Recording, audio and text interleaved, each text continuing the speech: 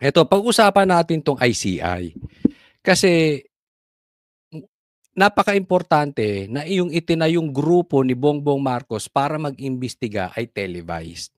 Isa po 'yan sa isigaw natin. Kasi kung hindi, magiging moro-moro lang 'yan, gastos lang 'yan, maliligaw lang sa tamang usapin. Dapat 'yang imbestigasyon televised. Dapat alam ng taong bayan, nakikita. Kasi 'pag hindi nakikita 'yan, hindi rin paniniwalaan, eh, sayang lang, 'di ba?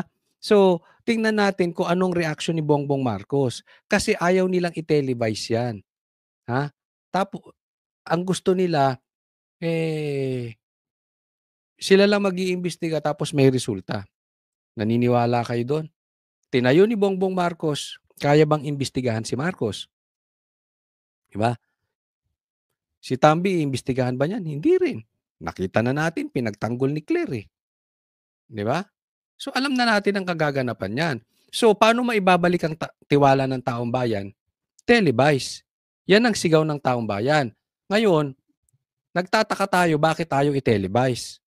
Tinanong ngayon si Bongbong Marcos. Ito ang sagot ni Bongbong Marcos. However, she notes that it was up to the ICI to ensure this. Ang Pangulo po sa lahat ng mga pagkakataon gusto may transparency. Oh, ang gusto raw ni Bongbong Marcos, transparency. So, dapat lantad. Gusto niyan lantad. Kita ng taong bayan kung ano siya. Oh, transparent. Yan ang sabi. Kasi tagapagsalita to si Claire, eh, di ba? O, sige. Sa lahat ng pag-iimbestiga, dapat may transparency. Walang Ayun, lahat ng investigasyon. Lahat, it means all. Oh, may transparency. Pero kung paano po ito gagawin ng ICI, kung paano po ito maisa sa publiko, kung paano po sila magiging transparent at hanggang saan, nasa ICI na po yan. Yun. Oh, paano sila magiging transparent at hanggang saan ang transparency na gagawin ng ICI, sila na yun. Sa madaling salita, ayaw ng ICI ng transparency. Ayaw i-televise ng ICI.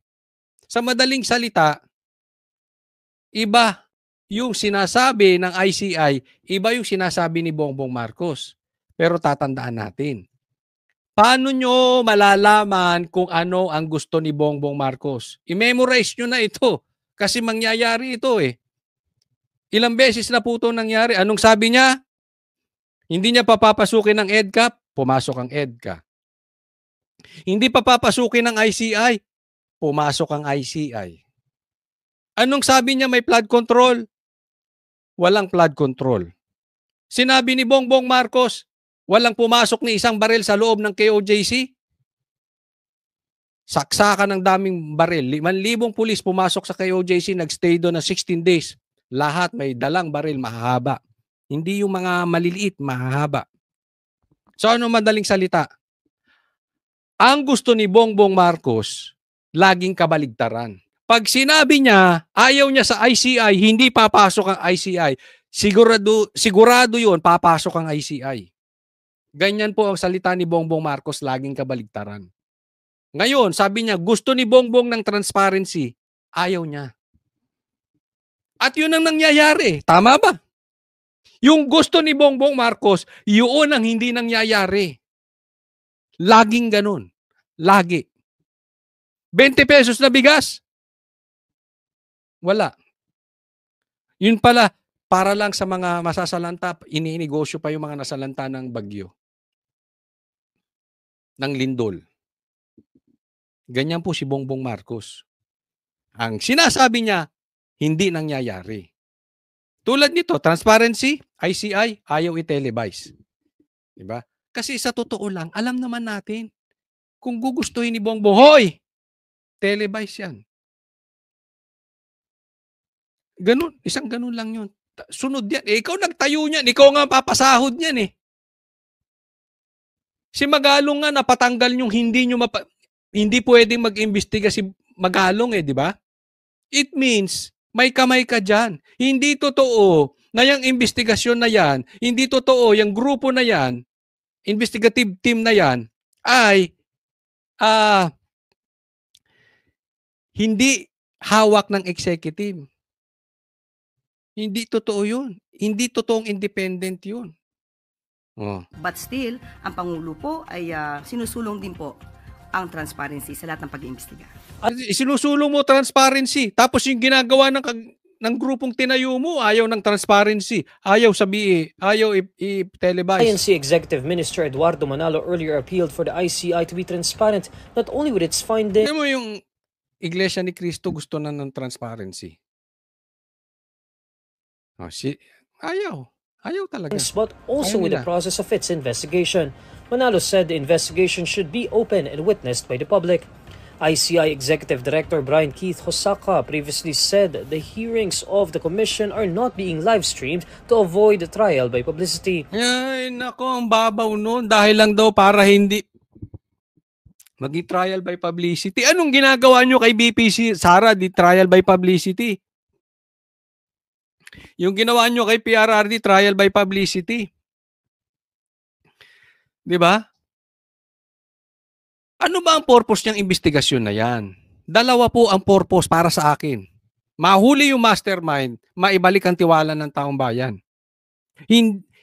Pag hindi nyo tinelevise yan, hindi mahuhuli yung mastermind, hindi mababalik yung tiwala ng taong bayan. Yung dalawang importante, hindi nyo makukuha. So useless kayo. Inutil kayo dyan. Wala kayong silbi dyan. Diba? Ito, it's very obvious. Na si Bongbong Marcos ayaw magpa-imbestiga. Kaya lalong tumataas yung haka-haka, yung opinion ng taong bayan, and we cannot blame them that Marcos is involved.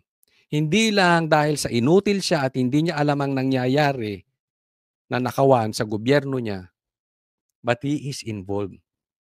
He is actively protecting na hindi makarating ang investigasyon sa mastermind. Yan po ang opinion ng taong bayan, kaya galit na sila. Additionally, the INC leader urged the Senate to continue its probe into the alleged anomalous flood control. Isa pa yan. Pambihira itong kung may Tito Vic and Joey na 8 Bulaga, may Tito Vic and Joey rin dito sa Senado. Si Tito, si Lacson, tsaka si Erwin. Ayaw na ituloy. Dapat ituloy nyo yung investigasyon dyan sa Senate. Projects.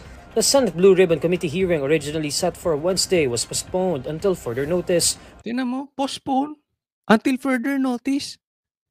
Yan ang number 1. Yan ang emergency problem ng Pilipinas. Yang bahana yan. Uubusin niya ng pera ng taong bayan.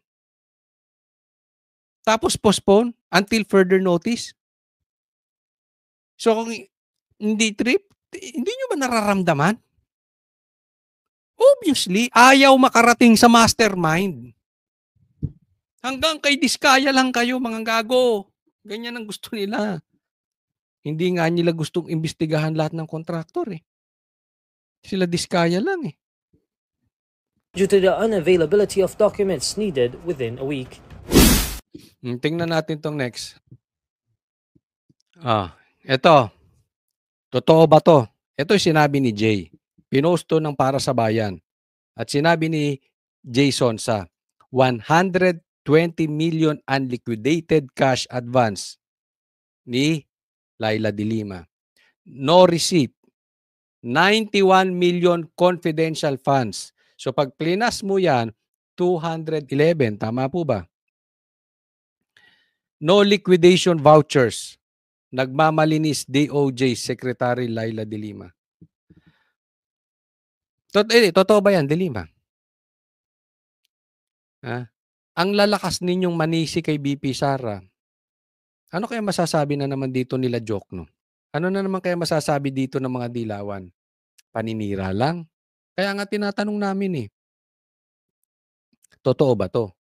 At kung hindi totoo, wag lang yung i-deny nyo. Parang si Bongbong Marcos. Adi ka ba? Fentanyl. Diba? Ipaliwanag mo. Bakit nasabi ni Jay yan pero hindi totoo? Hindi yung i-deny mo lang. Kasi ipokrito ka. 10 na mga kasama mong mga dilawan, kung ikaw may ganyan, sisikay ng sisikay Sara, ay mas malaki pa palang unliquidated cash mo, walang resibo, at confidential funds mo, wala ding liquidation. So, pakisagot lang. Ha? Jonel. Laila de Lima, pakisagot lang po ito. Ha? Huwag kang una, sagutin mo totoo, hindi. Kung hindi, paki-explain. Maraming salamat po sa patuloy na sumusubaybay kay Coach Oli. Sabi ko nga, kinig-kinig lang tayo ha, patungkol dito sa rally. Kailangan tayo updated. Ha? Maraming salamat po. Huwag po kalimutan, i-like po tong video na ito. At sana po doon sa mga hindi ko pa po subscribe po kayo dito sa channel Coach Oli News PH. Maraming salamat. God bless everyone. Kami ang boses ng masa, hindi natatakot. Katotohanan lang, di kami nalulunod. Walang bahid ng sismis, lahat ay totoo. Kahit sino ka pa, pag mali ka babanatan ka. Walang pinipili kulay, wala kaming kinikilingan. Basta para sa bayan, kami lalaban. Pag tama palakpakan, pag mali banatan, di matitinag, di matatakot. Para sa bayan, tuloy ang sigaw. Sa harap ng kamera, walang halong takot. Mga baluktot, lahat kayo'y tutumba. Ang hustisya at totoo, yun lang ang mahalaga.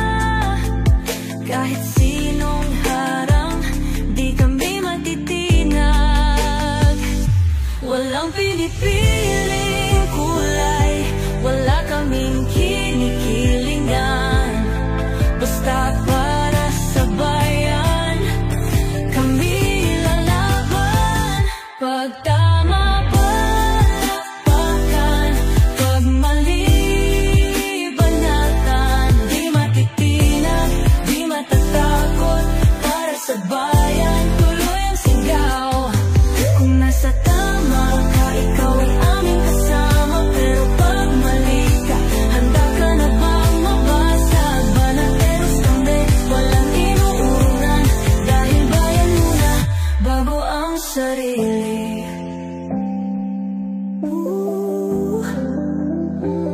Bago ang sarili.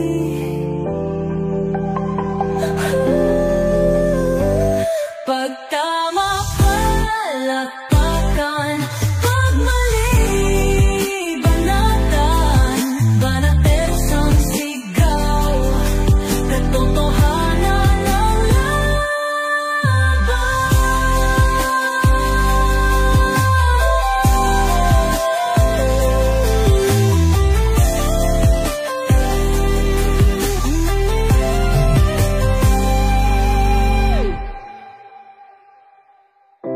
Sa harap